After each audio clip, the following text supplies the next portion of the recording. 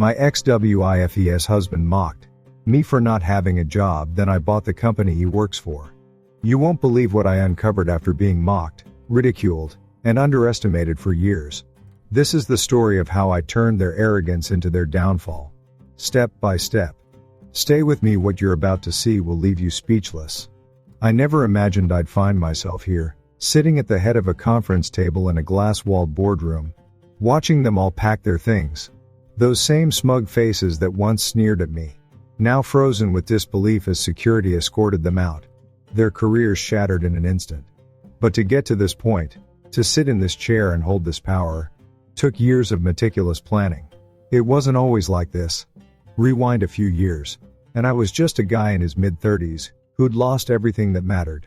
Back then, I'd been married to Simone, a beautiful, driven woman who had once promised me the world. She'd been the center of my life, my family, my future. But Simone wanted more than love. She wanted status, success, wealth beyond what I could offer at the time. I was still building my small company back then, hustling day and night to turn my ideas into something tangible. My father had owned a small machine shop when I was a kid, and I'd inherited his determination. His belief that hard work and perseverance could overcome any obstacle. It was never about money for me. It was about proving I could make something of myself. About creating something that would last. But to Simone, that wasn't enough. I'll never forget the night she left. We'd been invited to a dinner party at a friend's home.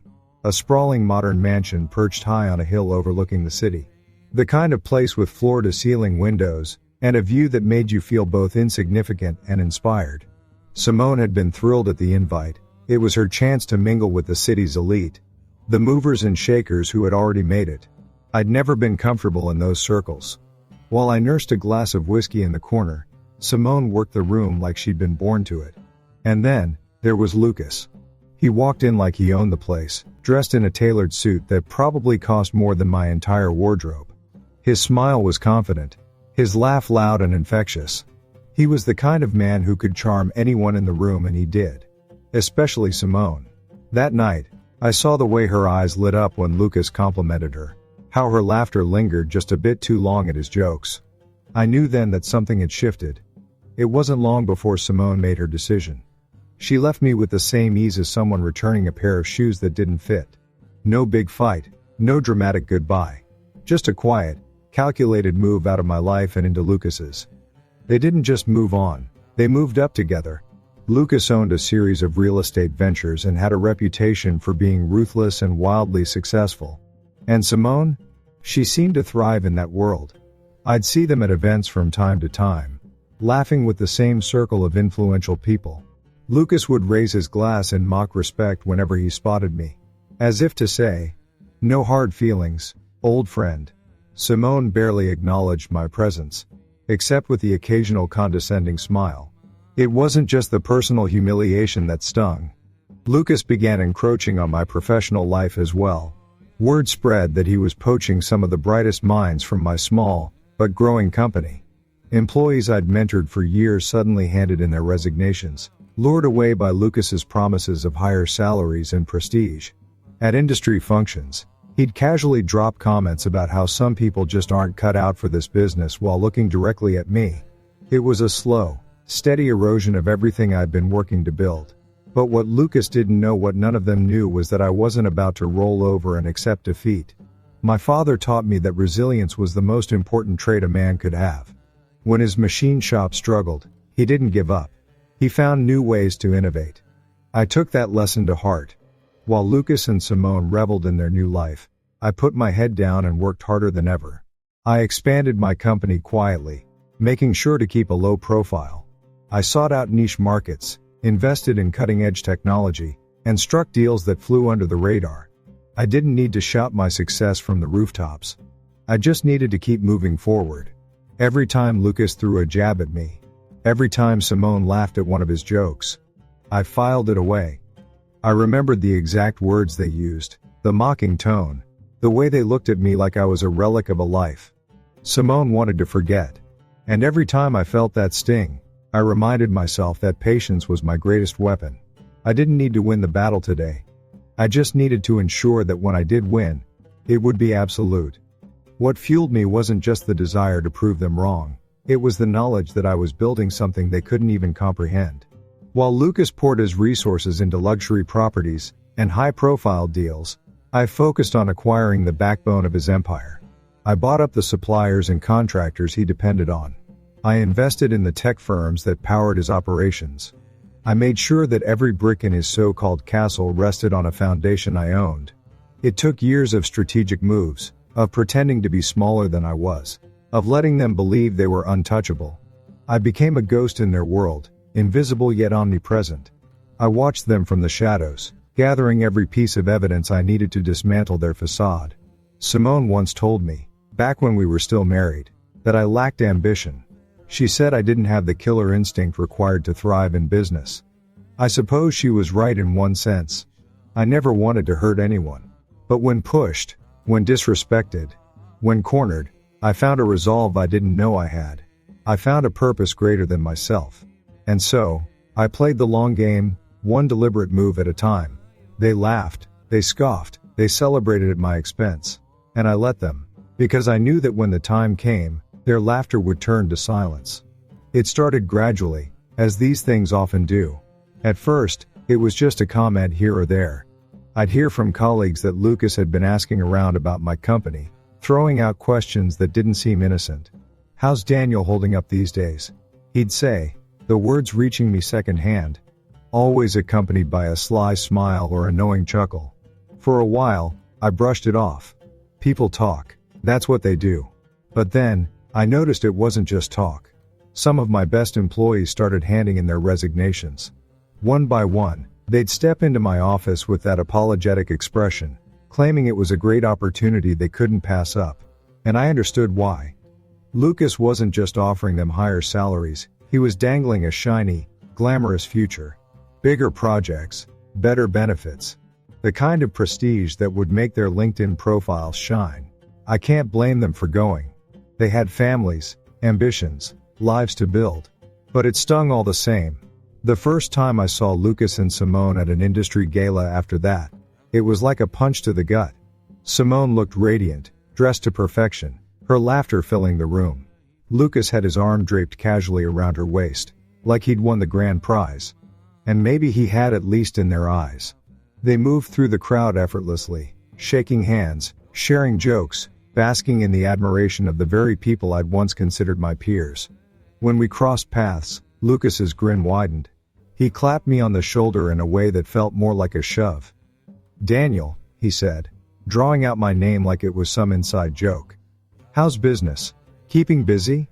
His tone dripped with mock concern, and before I could even respond, Simone chimed in, her voice light and breezy, but carrying an unmistakable edge. "Oh, you know Daniel always working on something. He's a dreamer." She gave me a small, knowing smile, the same smile she used to give me when we were married, back when she thought I was chasing pipe dreams. I stood there, holding my drink, trying not to let my frustration show. It wasn't just about losing employees or being the target of their condescension. It was the way they made it personal. The way Simone's dismissal of me carried this air of inevitability. As if I'd been destined to fail from the start. I didn't lash out. That's never been my style. Instead, I nodded, exchanged a few polite words, and excused myself. But inside, the fire was building. They thought I was the underdog, the guy who'd never climb out of the hole they dug for me. What they didn't realize was that I was quietly building something far more substantial than they could imagine. The comments, the gossip, the thinly veiled digs they never let up. Lucas, in particular, seemed to take great pleasure in reminding people of my so-called shortcomings. He'd tell anyone who would listen about his newest real estate acquisition, how he'd closed deals that others couldn't even dream of. Throwing the word others my way like a dart, aimed at my pride. Simone would smile that practiced smile of hers, sipping her champagne as if this was all just harmless fun. But I knew better. I knew they wanted to crush me, to see me humiliated, to prove to everyone that I wasn't even in their league. I remember one dinner party vividly. It was held at a rooftop restaurant downtown, one of those places with soft, ambient lighting, and a view that stretched for miles. The kind of place you'd expect to see in a movie. I hadn't planned to attend, but a mutual friend insisted. "You should come," he said. It'll be good for networking. I reluctantly agreed, hoping to at least meet a few new contacts. Instead, I walked into a minefield. Lucas spotted me within minutes, and I could see the gleam in his eye. Simone was at his side, already laughing at something he'd said. As I approached the group, Lucas turned to face me, his smile wide and welcoming in the most artificial way possible. "Daniel," he exclaimed, raising his glass. "You made it. I was just telling everyone about that property deal in the West Loop. Did you hear about it? It's a real game changer." I nodded, offering a polite, "That's great," before turning to speak with someone else. But Lucas wasn't about to let me off that easily. "You should stop by my office sometime," he continued, his voice carrying over the conversations around us. "I'm always looking for talent. I mean, I know you're probably busy, but you never know." The others chuckled, and Simone shook her head, feigning disapproval. "Oh, Lucas, leave him alone," she said, though her tone suggested she found it all very amusing. I clenched my jaw and focused on my drink. I'd come to the party hoping to make connections, but all I found was another reminder that Lucas and Simone relished every chance to belittle me. The worst part wasn't the public jabs, it was the private conversations that followed. After that dinner, I got a call from a close friend who worked in the same industry. "Hey Daniel," he said, his voice hesitant. "I just wanted to give you a heads up. Lucas has been spreading some unflattering rumors about your company. Nothing huge, but enough to make people think twice about working with you." I thanked him for the warning and hung up, my stomach twisting in knots. Lucas wasn't just mocking me for fun. He was actively trying to sabotage my business. At first, I felt like I was constantly on the defensive, always one step behind. It seemed like every time I made progress, Lucas found a way to undermine it. If I landed a promising client, he'd swoop in with a better offer. If I started gaining traction in a new market, he'd spread whispers of instability. And Simone? She played the role of the supportive wife to perfection, standing by Lucas's side, smiling that perfect smile. Never saying a word outright, but letting her presence be a statement in itself. It was as if her very existence alongside Lucas was a reminder that she had traded up. But the more they pushed, the more determined I became. I stopped reacting to their provocations and started focusing solely on my goals. I knew I couldn't match Lucas's showmanship or Simone's polished charm. I wasn't interested in playing their game. Instead, I doubled down on the things they overlooked. I invested in research and development, securing patents and building a technological edge that would set my company apart. I strengthened my supply chain, ensuring that my business was not only self-sufficient but also critical to others in the industry. I didn't announce my moves, didn't flaunt my successes. I let them continue believing they were untouchable. Over time, I noticed a shift. Lucas and Simone still dominated the social scene, still basked in their self-proclaimed victories. But behind the scenes, cracks were starting to show. Lucas's overconfidence led him to overextend himself, taking on risky projects that didn't always pan out. Simone, once the picture of poise, began to look a little less composed at those events. There were whispers, small, subtle, but unmistakable, that perhaps Lucas's empire wasn't as stable as it seemed. I didn't celebrate these moments outwardly, but inside, I felt a quiet sense of satisfaction. My patience, my refusal to stoop to their level, was starting to pay off. Still, I kept my focus. I knew I couldn't rely on their missteps alone. If I wanted to truly reclaim my place, to prove to everyone and to myself that I was more than just a stepping stone in their climb to the top, I had to stay the course. I poured everything I had into my company, working long hours, making calculated decisions, and preparing for the day when the balance would finally tip. They had taken so much from me, my reputation, my confidence, even some of my closest allies. But what they hadn't taken, what they could never take, was my determination.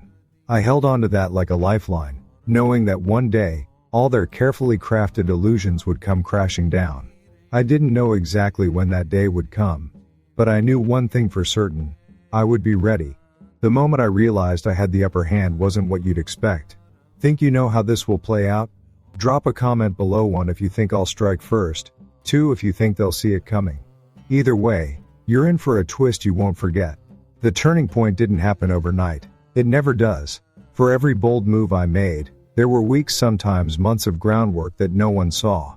Lucas and his circle, they liked to think they'd already won, that I was just some desperate guy scrambling to stay afloat. They laughed at the thought of me clawing my way back into relevance, thinking I didn't have what it took to survive in their world. And, for a time, they weren't wrong. I'd been struggling. I'd been in over my head, trying to hold on to clients and employees who were slipping away, trying to keep my company from collapsing under the weight of their constant attacks.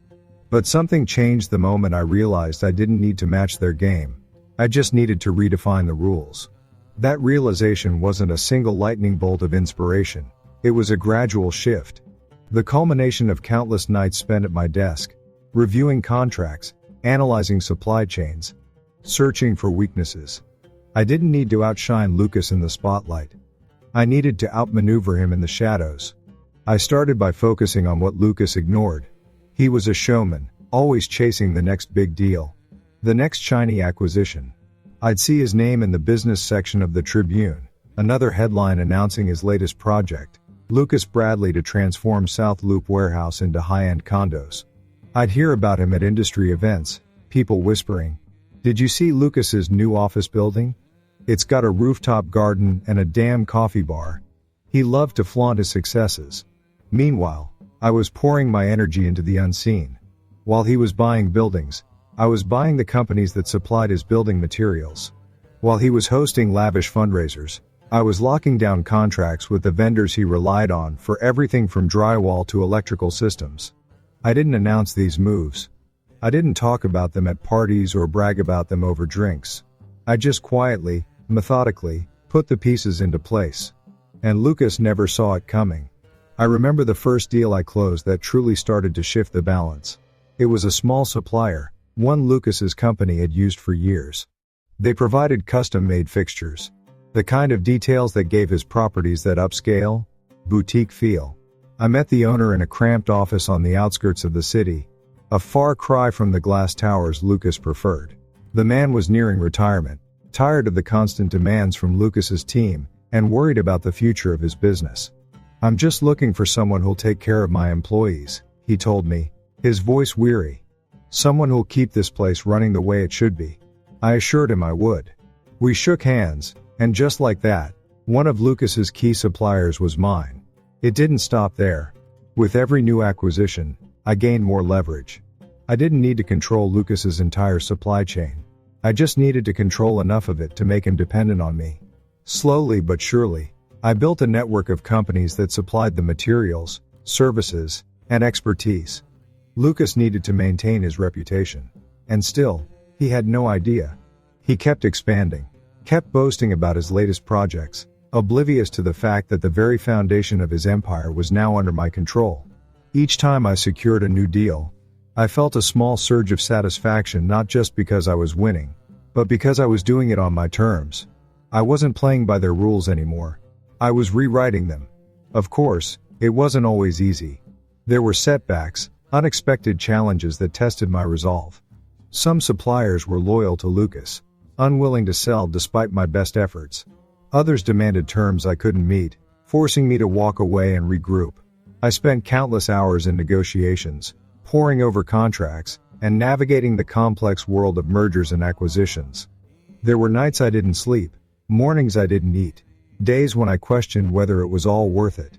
But each time I hit a wall, I reminded myself why I was doing this. It wasn't just about revenge. It wasn't just about proving them wrong. It was about building something real.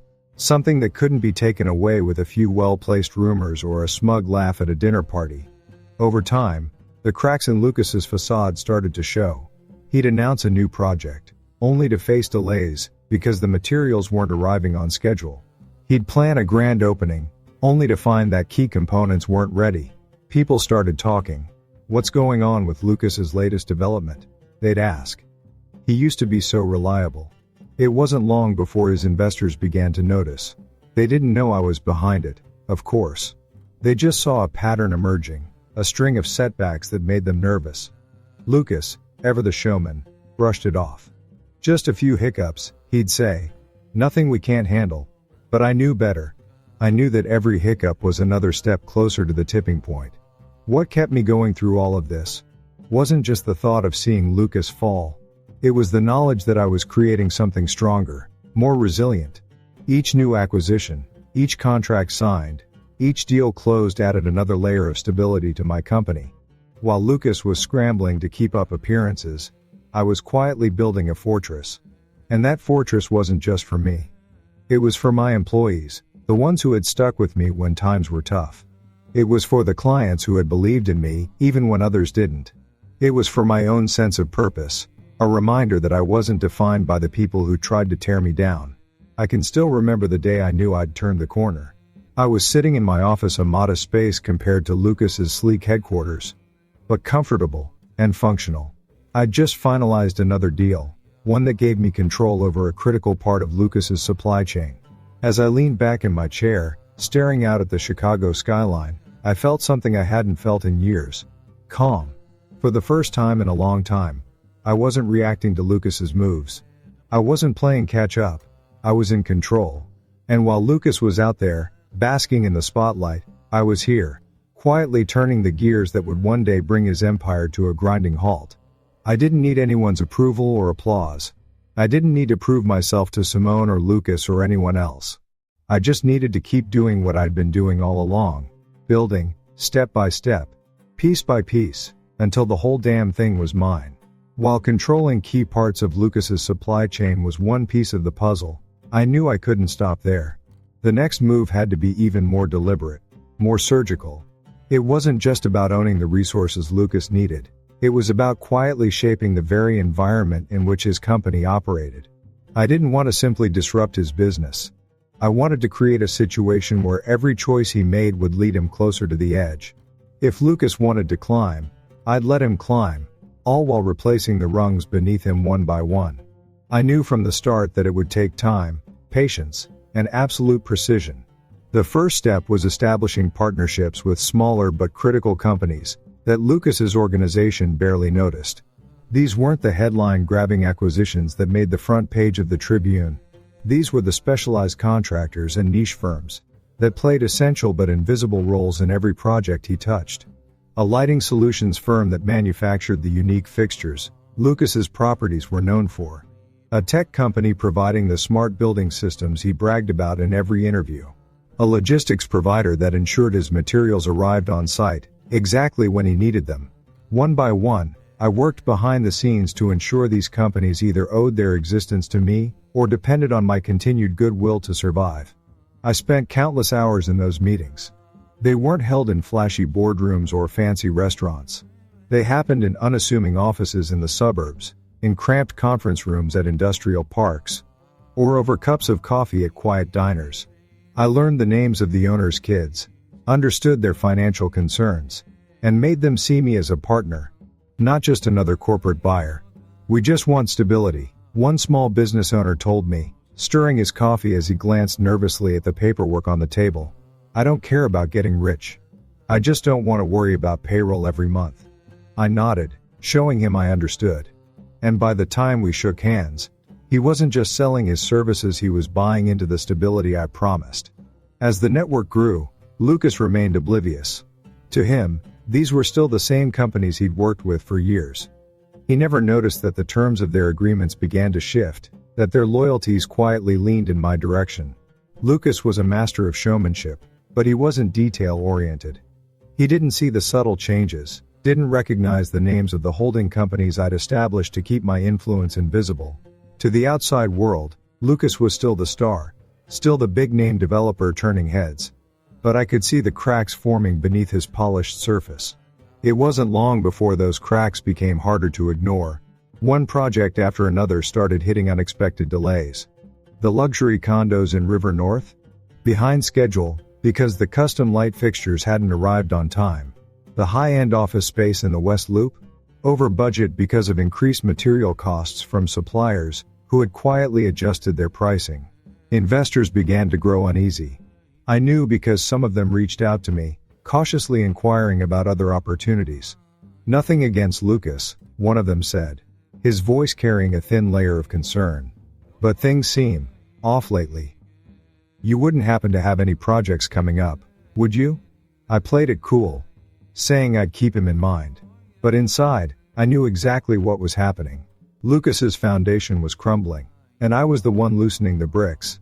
Even as his company stumbled, Lucas kept his public confidence intact. He still gave interviews, still hosted cocktail parties where he bragged about his latest ventures. But behind closed doors, I could see the signs of strain. His once casual demeanor became forced. His laughter at those industry events sounded hollow. The man who had seemed invincible, who had mocked me with every word, every gesture, was starting to look over his shoulder. And while he scrambled to keep up appearances, I continued building the web that would ultimately entangle him completely. What kept me going wasn't just the satisfaction of seeing Lucas falter. It was the knowledge that I was creating something real and lasting.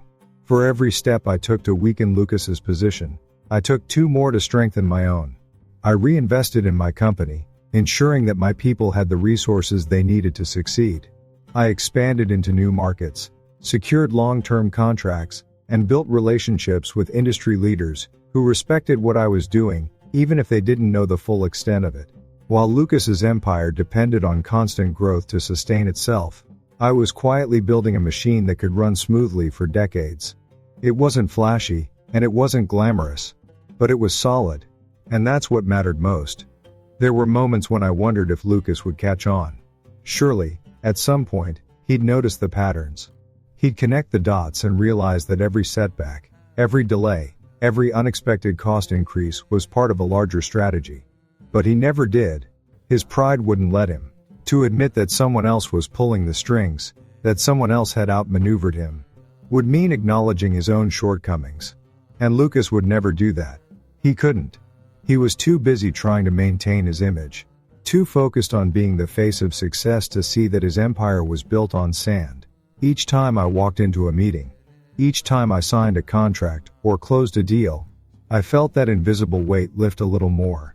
I wasn't just reclaiming my place in the industry, I was building something that couldn't be taken away again. Lucas had tried to bury me, to make me irrelevant.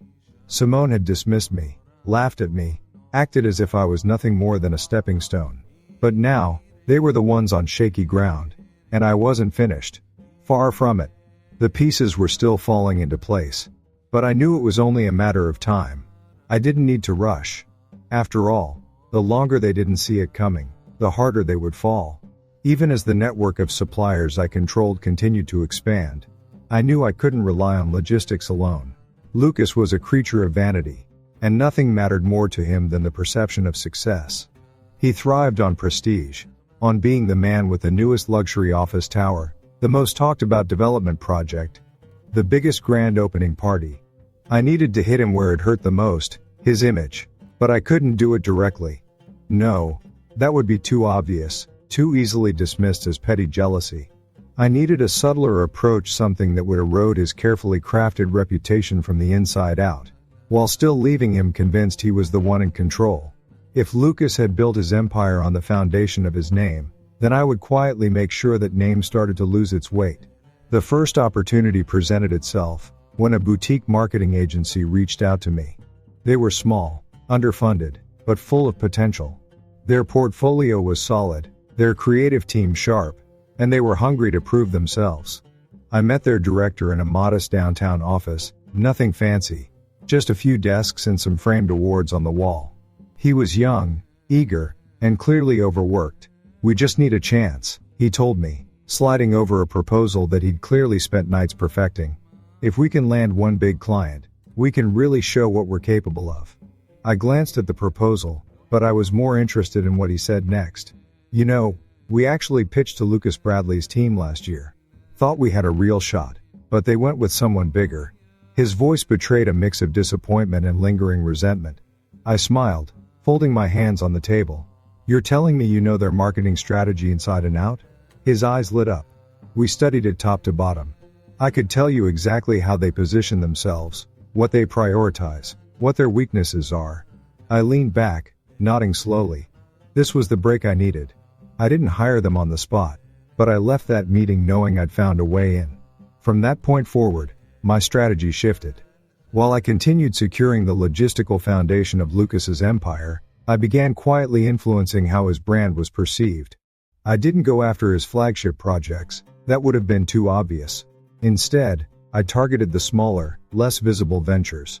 The mid-tier developments, the secondary office spaces, anything that wasn't under the media spotlight, but still contributed to his reputation as a relentless force in the industry. I made sure those projects faced unexpected challenges. A delayed delivery here, a cost increase there. Nothing catastrophic, just enough to make the investors uneasy, to make potential tenants wonder if Lucas was starting to lose his edge. The boutique agency I'd partnered with helped shape the narrative. They didn't attack Lucas directly again, that would have been too transparent. Instead, they subtly highlighted my company's strengths in ways that drew implicit comparisons. When we rolled out a new commercial campaign for one of my office parks, the focus wasn't just on the amenities or the location. It was on reliability, stability, trust. Things Lucas's recent hiccups made him seem increasingly unable to guarantee. I'll never forget the moment I knew it was working. I was at another industry event, one of those sprawling conferences at the convention center, where everyone pretends to be excited about panel discussions and keynote speakers, while really just scanning the room for important faces. I was standing near the coffee bar, quietly catching up with an old colleague, when I overheard two investors talking nearby. "I don't know," one of them said, his voice low but unmistakable. "Lucas used to be the guy you could count on, but lately, it just feels like he's slipping." The other nodded. "Yeah, I've heard the same thing. Missed deadlines, projects going over budget. Makes you wonder if it's a fluke or if something's really going on over there." I sipped my coffee, hiding a small smile. They didn't know it yet, but the cracks they were noticing weren't accidents. They were carefully placed, one after another, until the facade started to crumble. Lucas, of course, continued to act as if nothing was wrong. He still held court at these events, still grinned and clinked glasses with everyone in his orbit. But I could see the subtle changes. His once perfect smile was strained. The laugh that used to boom across the room now felt forced. I noticed he spent more time huddled in quiet conversations with his closest allies, no doubt trying to figure out why his once flawless machine was starting to sputter. The more he struggled to maintain his image, the more obvious it became that something was off.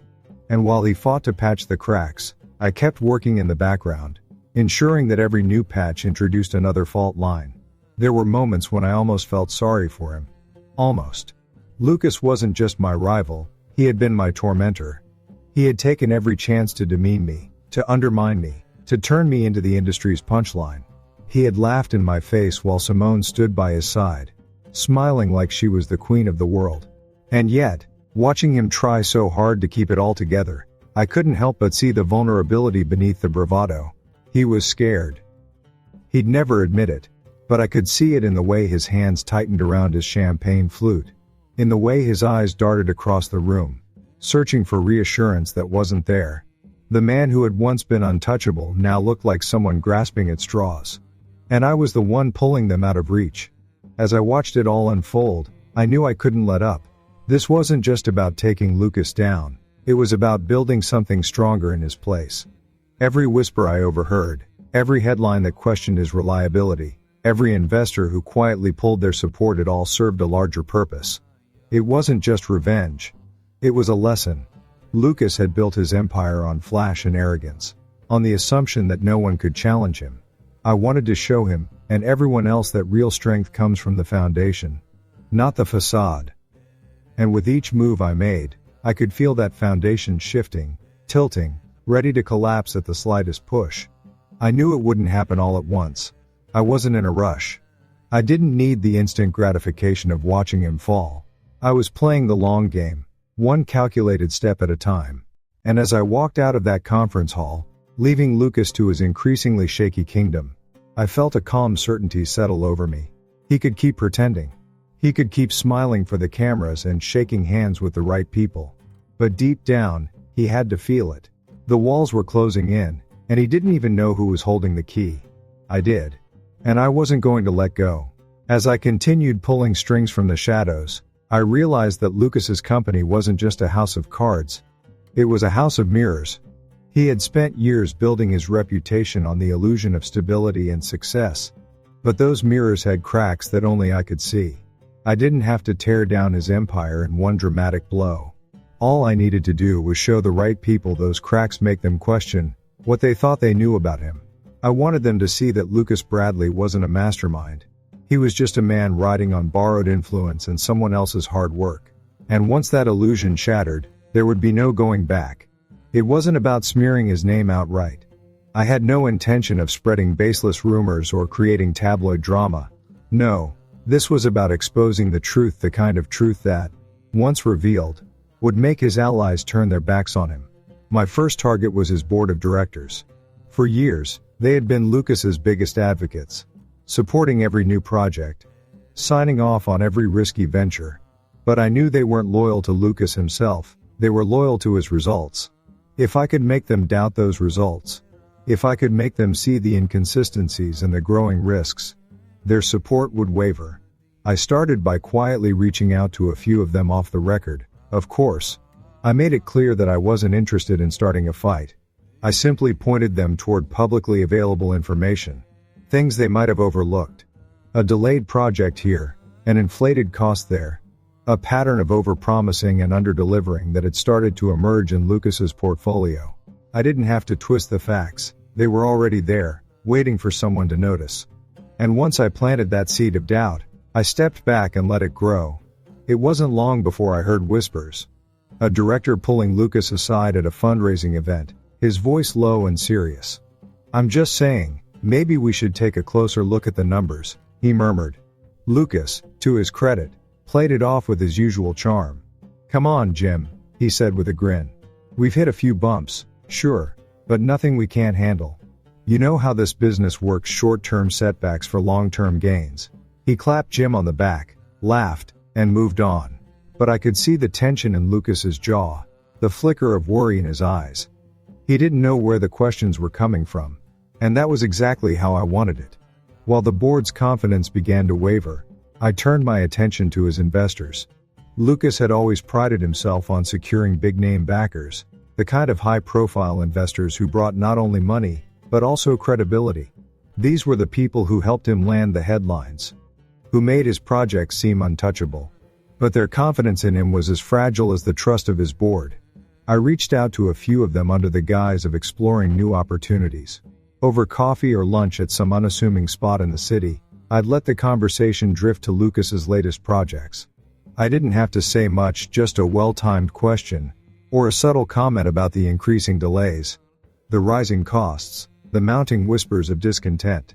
And once that doubt took hold, they started to ask their own questions. One investor, a seasoned real estate mogul named Paul, sat across from me at a quiet steakhouse. His brow furrowed.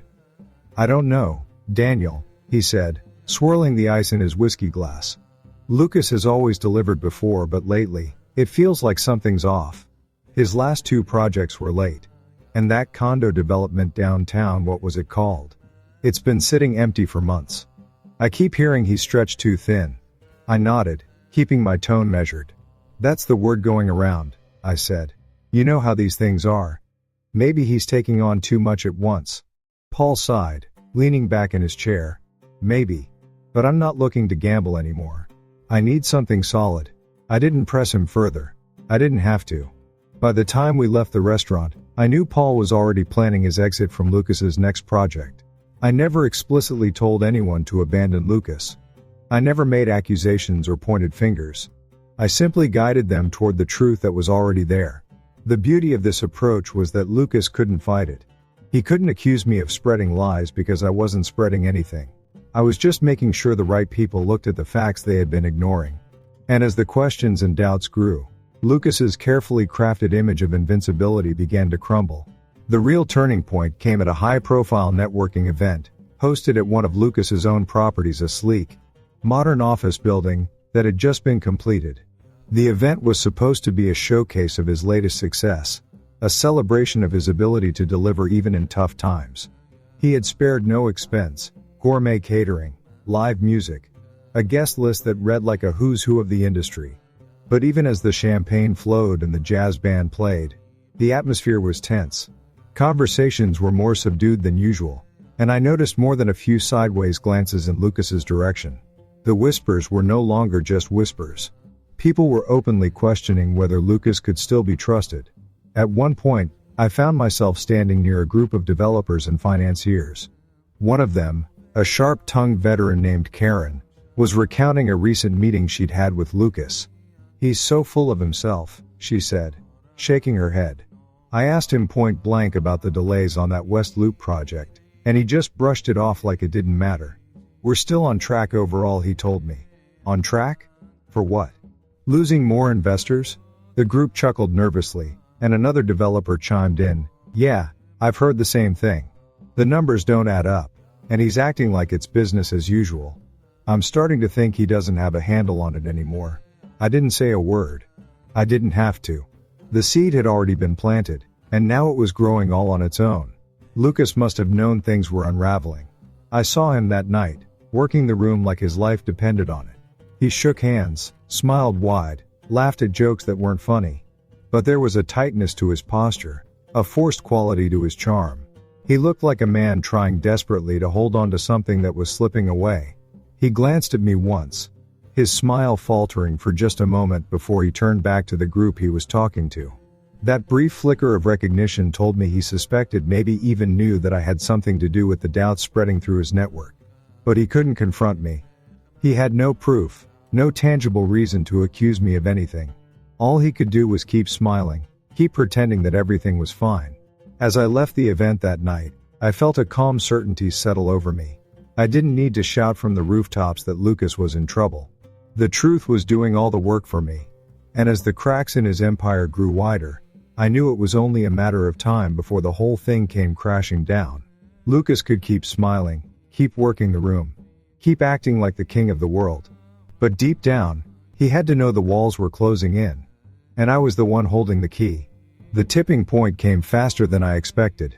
For months, I had carefully laid the groundwork, making Lucas's world just unstable enough for the cracks to show, but not yet enough for it all to collapse. It was a delicate balance, one I managed with patience and precision. But then, one Friday morning, the phone call came, the kind of call that changes everything. I was sitting in my office, going through the usual stack of reports and emails, when my assistant buzzed through. "There's a man on the line," she said, her voice a bit hesitant. "He says he's on Lucas's board of directors." I leaned back in my chair, intrigued. "Put him through." The voice on the other end was tense, rushed. "Mr. Carter," he began, skipping the pleasantries. "We haven't met. But my name is Alan. I'm on the board at Bradley Holdings." I nodded silently, letting him continue. "I'm calling because, well, frankly, I don't know who else to talk to. Things aren't looking good over here. Lucas hasn't been straight with us, and the numbers we're seeing just don't add up." He paused, as if waiting for me to interject. But I stayed quiet. I wanted to hear it all. "We've got investors pulling out, projects delayed by months, and now I'm hearing rumors that some of our key suppliers have started working exclusively with your company." He took a breath, his frustration bubbling over. "So I need to ask you straight. Is it true? Are you behind all of this?" I didn't answer right away. Instead, I let the silence stretch just long enough to make him uncomfortable. Then, in the calmest tone I could muster, I said, "Alan, I think it's fair to say that Lucas's problems are his own doing. If your board is seeing discrepancies, perhaps it's time to take a closer look at how he's been running the show." Another pause. "And if your suppliers have made new arrangements, well, maybe that's because they're looking for stability, something that might be in short supply over there." I could practically hear the gears turning in Alan's mind. He wasn't stupid. He knew what I was saying without me having to spell it out. And that was the point. I wanted him to leave the conversation knowing that Lucas had lost control, without me ever explicitly claiming responsibility. I wanted him to draw his own conclusions, to go back to the boardroom and say, "We need to act now." That afternoon, the cracks in Lucas's foundation widened. It started with a string of announcements, nothing big, nothing flashy, but each one chipping away at his image. A high-profile investor quietly divested from one of his flagship projects. A real estate blog posted a piece questioning why so many of his developments were running behind schedule. A local news segment highlighted tenant complaints about unfinished amenities in a luxury condo tower that Lucas had once proudly touted as the future of urban living. None of these incidents alone would have been a death blow. But together they painted a picture of a company in trouble. And while Lucas scrambled to put out the fires, I was already setting the stage for the final act. I remember sitting in my office late that night, staring out at the city lights. The skyline looked different now, like a chessboard, where the pieces had finally fallen into place. For years, I'd watched Lucas rule this town. I'd seen him at every gala, every industry event, surrounded by people who treated him like royalty. I'd watched as he raised toasts to his own success, laughing with the confidence of a man who believed he was untouchable. And now, here I was, holding the keys to his kingdom. I could have celebrated right then, but I didn't. Instead, I just sat there, letting the quiet satisfaction wash over me. This wasn't about revenge anymore. This was about justice. About restoring balance. About proving, once and for all, that the man who had tried to bury me was never the king he thought he was. By Monday morning, the dominoes began to fall. I arrived at my office early, as I always did, and went through my usual routine. Coffee. Emails. A quick review of the day's schedule. But the energy in the building was different. There was a buzz, an anticipation. I could feel it in the way my team moved through the halls, in the way they glanced at their phones, in the way they exchanged quiet, knowing looks. They didn't say anything outright, but I could tell they knew something big was happening. And they were right. At 9:00 a.m. sharp, Lucas's board announced an emergency meeting. By 10:00 a.m., the first official statement was released. Bradley Holdings is undergoing an internal restructuring, it read, the words carefully chosen to mask the reality. Lucas was out. I watched it unfold in real time, news alerts popping up on my phone, texts from industry contacts. Did you see this? Lucas's empire is crumbling. Is it true he lost half his board support overnight? I didn't respond to any of them. I didn't have to. The truth was there for everyone to see. Later that day, I received another call, this time from one of the investors who had quietly withdrawn from Lucas's projects months earlier. I just wanted to say thanks, he said, his voice calm and steady. You've shown us what real leadership looks like. We should have trusted you from the start. I smiled, but I kept my tone measured. It's not about trust, I said. It's about delivering results. He chuckled. Well, you've certainly delivered. Keep it up. And with that, he hung up, leaving me to bask in the quiet vindication of a plan executed perfectly. That evening, I sat in my office again, staring out at the same skyline.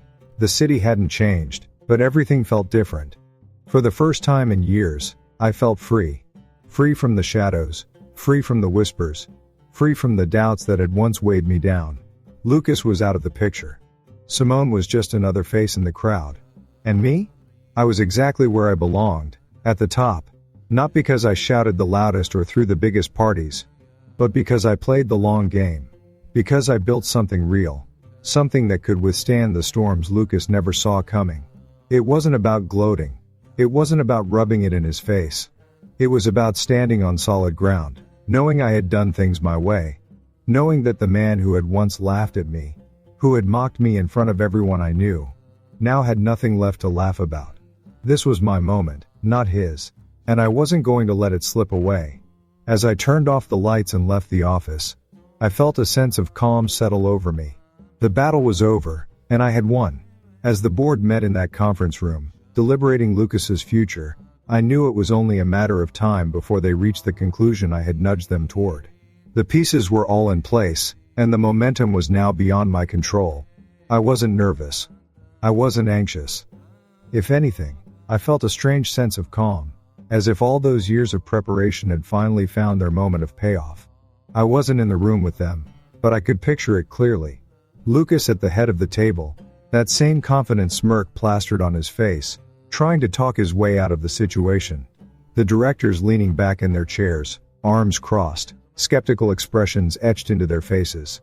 The tension would have been palpable. Every word Lucas said would be met with more questions, more doubt. Until he finally realized that his charm wasn't enough. I imagined the moment he understood he'd lost control. The look in his eyes when it hit him that the people who had once supported him were no longer on his side. That realization, that split-second shift from arrogance to panic, was something I'd been waiting for all along. I didn't need to be there to know how it unfolded. I knew Lucas well enough to predict his moves.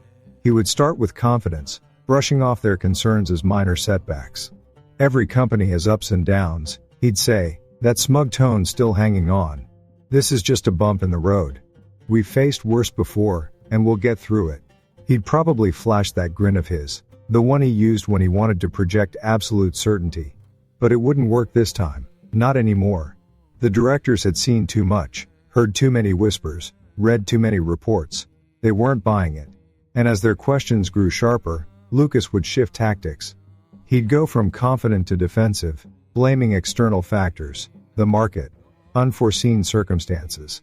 "The delays weren't our fault," he'd insist. "The vendors were late, the supply chain was disrupted. What matters is that we're back on track now." But again, they wouldn't be convinced. They had the numbers in front of them.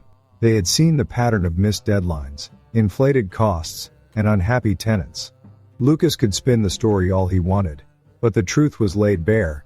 I spent that morning in my own office, going about my usual routine. To anyone looking in, it was just another Monday. I answered emails, reviewed contracts, even sat in on a meeting with my team about an upcoming project. But in the back of my mind, I was following every step of that boardroom drama. I knew that by the time lunch rolled around, Lucas would no longer be in control. He might still hold his title, might still technically be CEO, but his authority would be undermined. He'd walk out of that room knowing that the board had started looking for alternatives, that they no longer trusted his leadership. And once that trust was gone, it was only a matter of time before the official announcement came. Bradley Holdings would be undergoing restructuring, a carefully worded statement to mask the fact that Lucas was being quietly pushed aside. It wouldn't happen all at once, of course.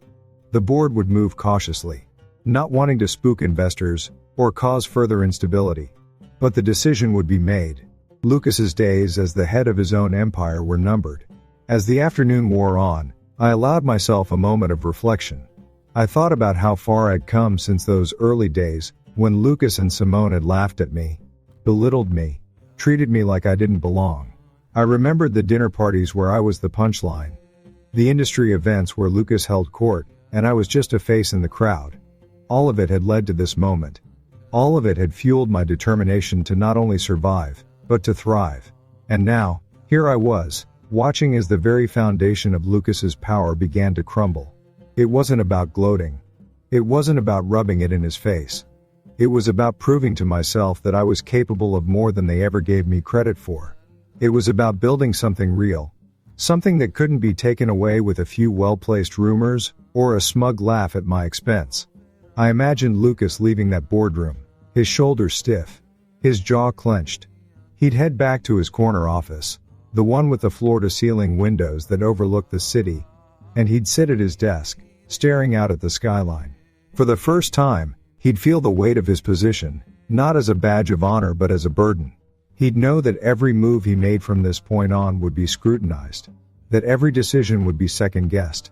The confidence he once projected so effortlessly would feel hollow, a mask that no longer fit.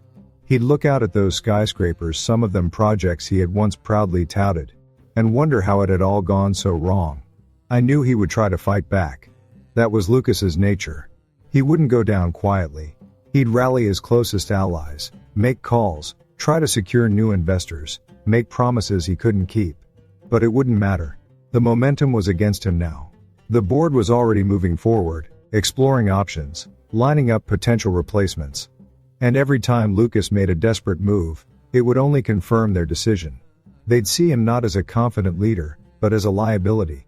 The very qualities that had once made him a star in the industry, his charisma, his boldness, his willingness to take risks, would now be seen as weaknesses. And once the board lost faith in him, the investors would follow. And once the investors pulled out, his empire would collapse.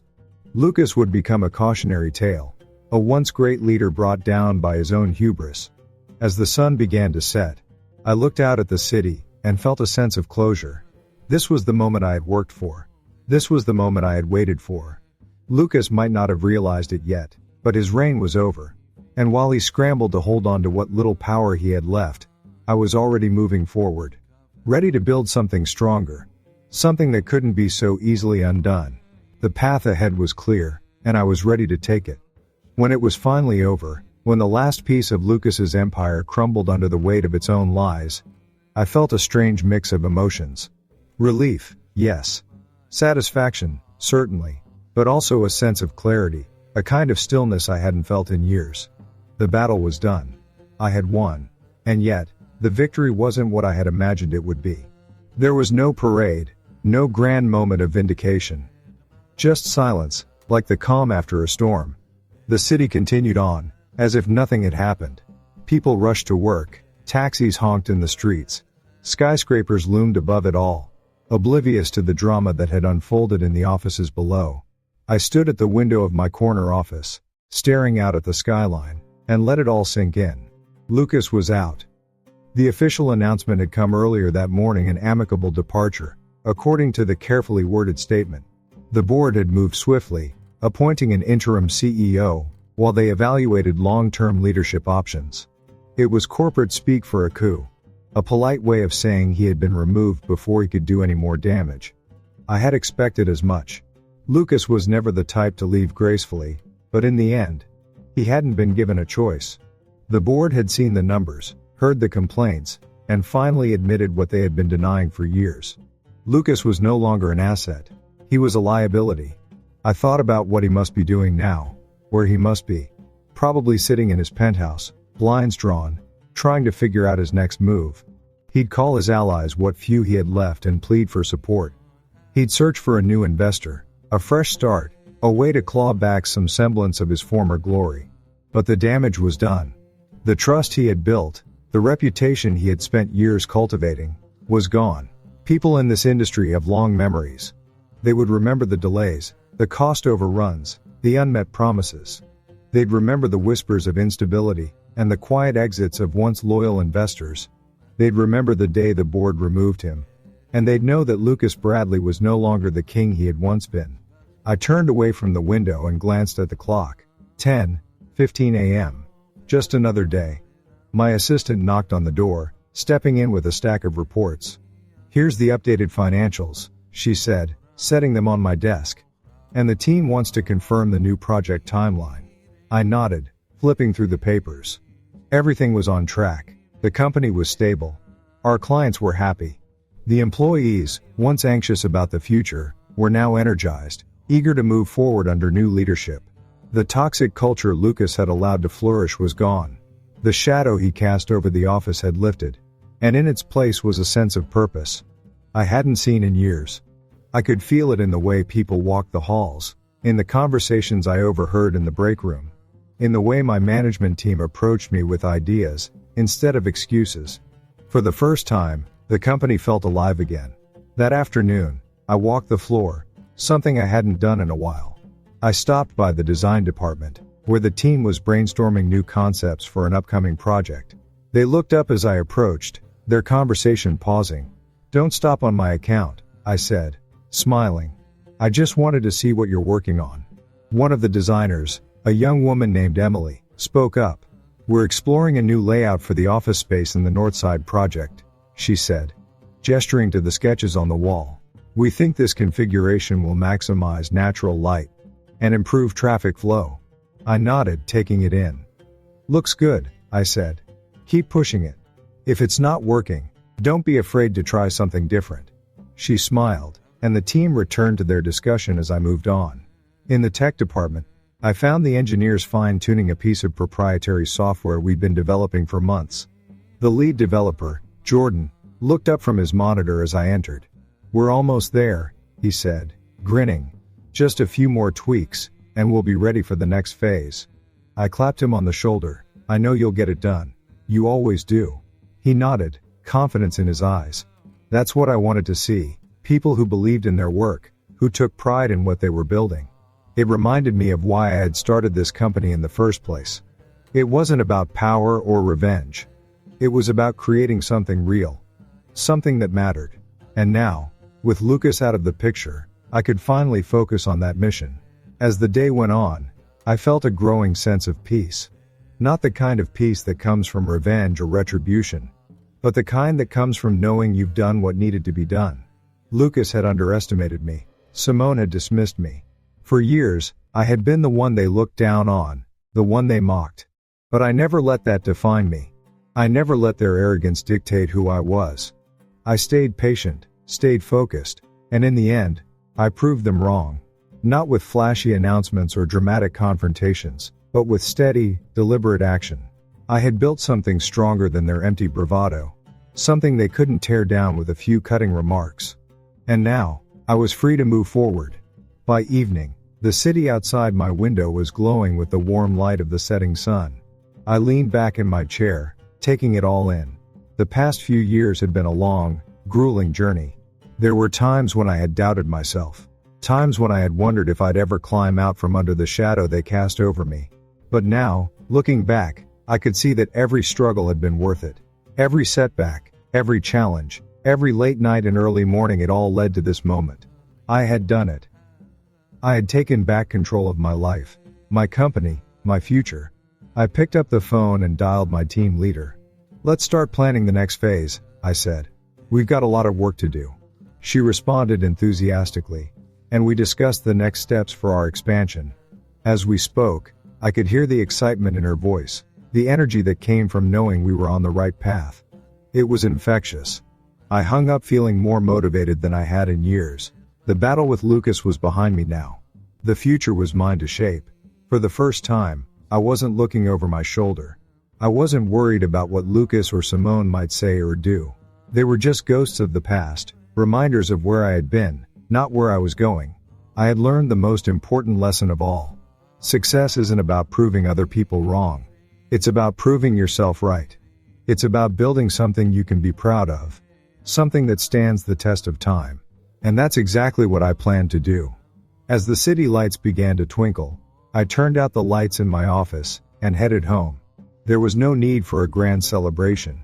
No need for champagne or confetti. Just the quiet satisfaction of knowing that I had made it. I had climbed the mountain, weathered the storm, and come out stronger on the other side. And now, it was time to move forward. And just like that, it all came crashing down. But this wasn't just revenge, this was justice. Now, it's your turn to decide. Would you have handled it differently? Leave your thoughts below. Remember, the story's only the beginning. What we learn from it matters most. No matter how many times you get knocked down, remember this: your patience, integrity, and determination can outlast arrogance and deceit. I learned that real strength comes not from a loud voice or flashy actions, but from quiet persistence and a clear sense of purpose. In America, where competition is fierce and egos often run wild, the way to win isn't by shouting the loudest, it's by laying a solid foundation, staying true to your values, and playing the long game. Anyone, anywhere, can build something lasting if they never lose sight of their goals.